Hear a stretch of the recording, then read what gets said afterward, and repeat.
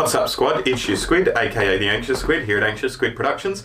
This is part 4 in a multi-part series on Petty Blue, the documentary that I was suggested by a bunch of you guys to watch. So here we are, as I do with every video. Here's a big shout out to my patrons. You could be a big patron as well. You could be shouted out bigly, like I just shouted out those guys, if you were in that graphic. And all you got to do is follow the links in my description to join my Patreon. So yeah, that'll be solid. But part 4 in the Petty Blue documentary, we will just go ahead and get into it, shall we?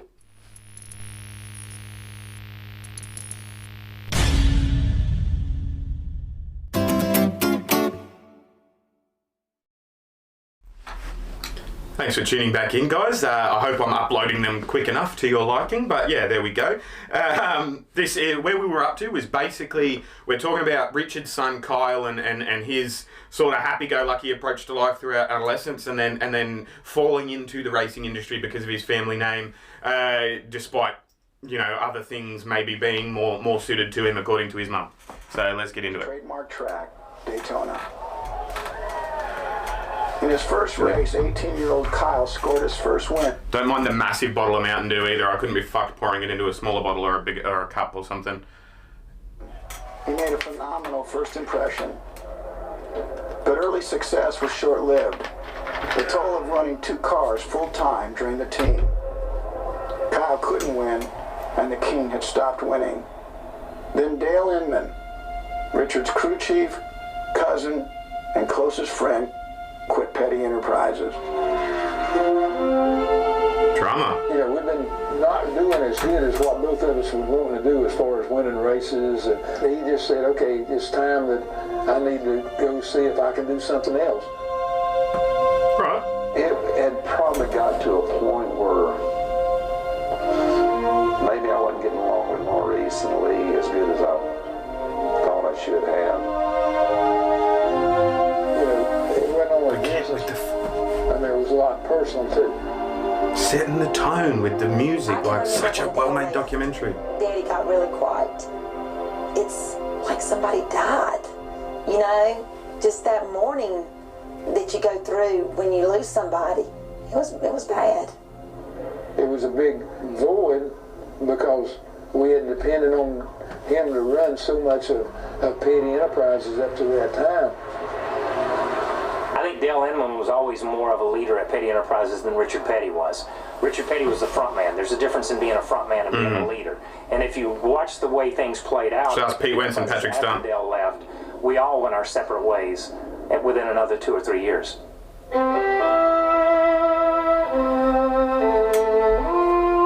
When Dale Inman left, the downfall was fast, and success came to a standstill. It was 1983. The reality was the team was short on leadership, short on horsepower, and fading fast. Then at Charlotte, Maurice's motor powered the 43 to their 198th win. But post-race inspection would reveal an illegal engine.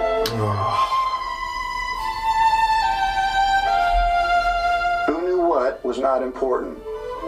History would remember the team had cheated. It was bad. I mean, we never meant to cheat. Mars was the big person. He was the scapegoat for the whole deal. I had to do it. I was the guy that made the decision. This is what's going to happen. That's how we're going to do it. The point was, why drag Richard through the mud? Yeah, but you don't have to fall on your sword. Like, I mean, you kind of do, like, for the benefit of your mate's legacy and stuff. Like, yeah, absolutely, but it's a fucking, yeah. After that he just felt like it was time for Mars to bow out of Petty Enterprise. It hurt. I mean, I'd be a dang old liar if I said it didn't hurt. But, you know, that's, your path laid out for you, and that's the road I got led down. I still love my brother. I ain't got no beef with him. The Petty racing dynasty that originated in Level Cross, North Carolina was never a team. It was a family. Yeah. Now America's first family of racing is breaking up. As the breakup shakeup takes place, the clan patriarch, Lee Petty, hones his golf game on the front lawn and deals with the question, why? Time. It's no way that things today are like it was yesterday, and there's no way tomorrow it'll be like it is today. The future is Kyle Petty. Just as if Richard Petty took over from Lee Petty, it's time for Kyle Petty to start in that vein to take over from Richard Petty. One of us was going to have to go. Either Richard Petty was going to have to go or Kyle Petty was going to have to go for the company to survive. We were not going to be able to generate the income that we needed to run 2 cars. And it wasn't going to work. Oh, they picked Kyle? The best thing for us to do is for me to move out of here, get a sponsorship for Kyle's car, and pretty well let him run his own show. Alright. I would say Kyle's going to come out the worst on this thing because he's got a long way to go and a lot to learn. At the end of the year, if things don't go well, Kyle can't say, well, Uncle Morris, it's your fault, or Daddy, it's your fault. It can't be anybody's fault but Kyle's because Kyle's running the show.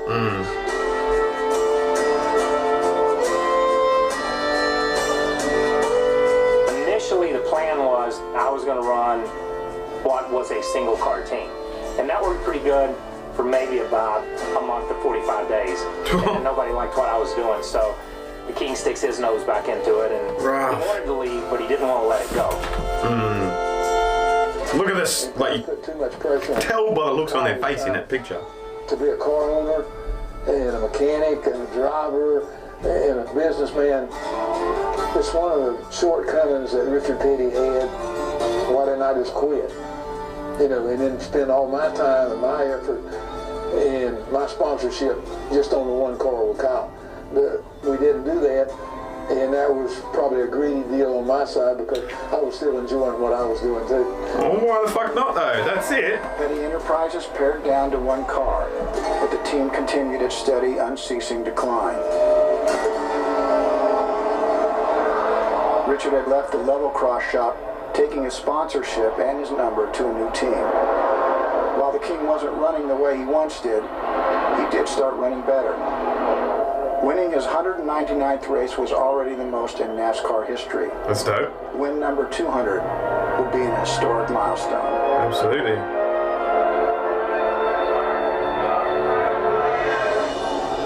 It was July the 4th. The president was there. It was just like if we'd have wrote the script, it couldn't have been any different. All right, gentlemen, start your engines. The president. Alright.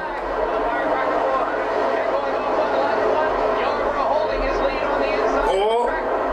No. Alright, I thought someone was wrecking at the bottom there. One of the toughest competitors that he ever fought, and that was Kel Norber.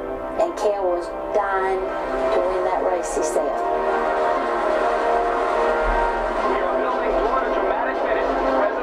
I can feel like the adrenaline, you know?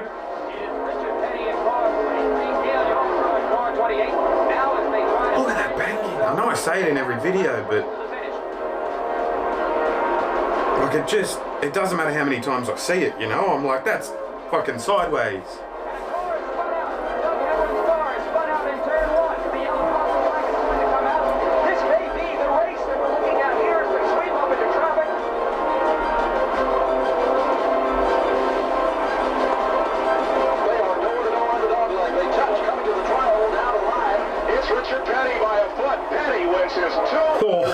By a foot. By a foot.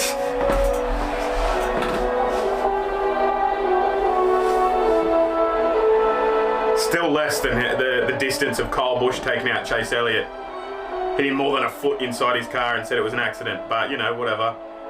That'll only be relevant if you're watching this as I upload it. But... You know, we wind up winning the 200th race in front of the President of the United States on July the 4th. I mean, you know, who's going to believe this crap, you know? It's like it was written. Very, very important, but under the circumstances, with all the presidents that's ever been in the United States, this is the first one that's ever showed up at the racetrack. So everybody's got to go from that from a racing standpoint. And and I want to be the one that was able to welcome him to Grand National Racing. Now, is that why NASCAR has a conservative sort of view, like people view NASCAR as like the conservative man's sport, you know, in this country? Is it because Reagan has, like, there's that intimate connection with Reagan, or am I reading too much into it? Someone let me know in the comment section.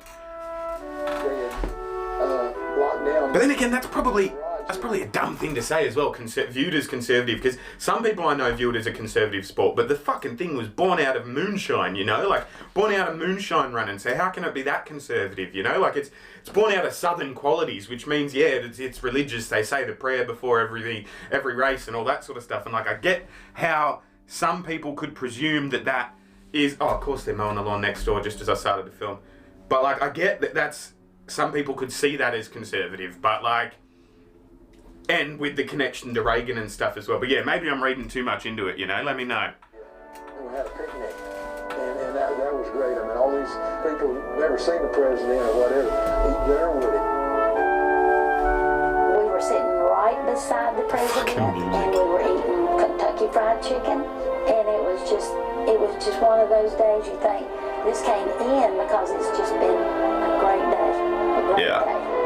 You're infinite on those days, absolutely. There have been a number of things over the years that have happened that seem to take the sport to another level. That was one of those. That was my timer on my phone falling down because somebody sent me a message. Back and I said, man, we should have won this race. We'll give this one away. I feel like I haven't given the last 20 seconds enough. Focus. There have been a number of things over the years that have happened that seem to take the sport to another level. And that was one of those.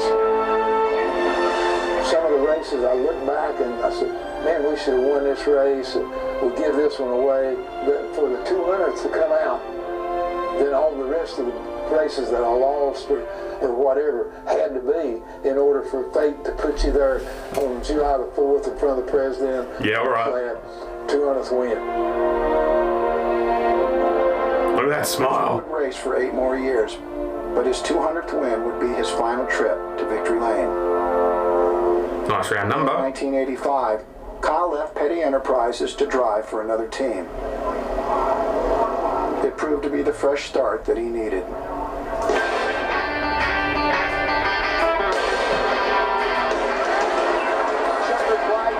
Such a well-made documentary. His first Winston Cup victory.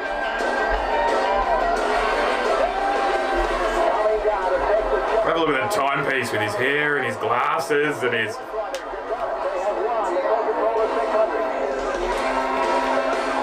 Away from the family business, Kyle finally had the chance to forge his own identity. He could not be his own person and do his own thing. If he refused to sign an autograph, it was people like, well, he's not like his daddy. That doesn't bother him because he doesn't want to be like his daddy. Yeah. It'd be fucking cold living in that shadow. I don't want to be a clone of my father either. Okay, so I understood where he was coming from. That was one of the reasons why you seen Kyle with long hair, earrings, you know, doing everything different than what his father did. Business at the front, party at the back. Kyle Petty, it was not Richard Petty's son, it was Kyle Petty. Here's a man that drives a Thunderbird 240 miles an hour. Please welcome Kyle Petty. Nice. But he went to Nashville. But he did. Got a record deal. That old square bottle makes my head go round.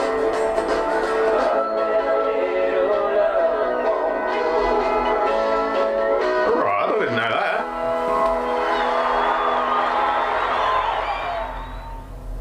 Well, that's just his difference. He wants to be different.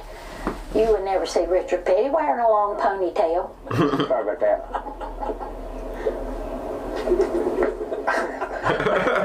Hi, what y'all doing in there?